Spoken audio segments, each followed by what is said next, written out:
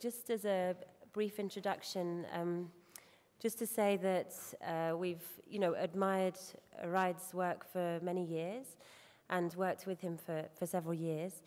This kind of film and this kind of filmmaking is really at the heart of DIFF and what we're trying to achieve with the Arab programming.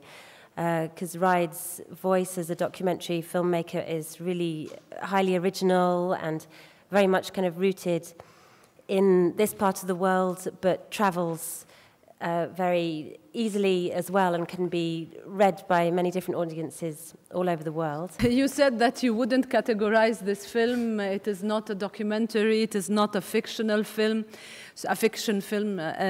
So would we categorize it as a random film, a philosophical film that people would watch and go out and wouldn't understand anything?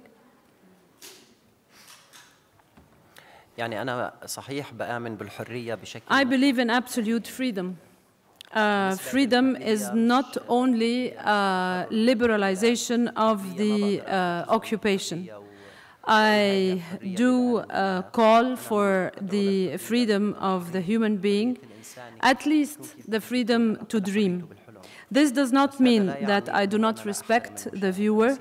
When I make a film, I have one eye on my own emotions and feelings and the other eye on the person who's going to view this film. I have to be close to that viewer. And if we filmmakers, when we make films, we have the intention of having it as clear as possible for the viewer to understand it. Of course, there is a philosophical element, but there are also emotions and feelings. And it is true that each different viewer or person watching this film would come up with a certain conclusion or interpretation of the film. I'm against the random cinema.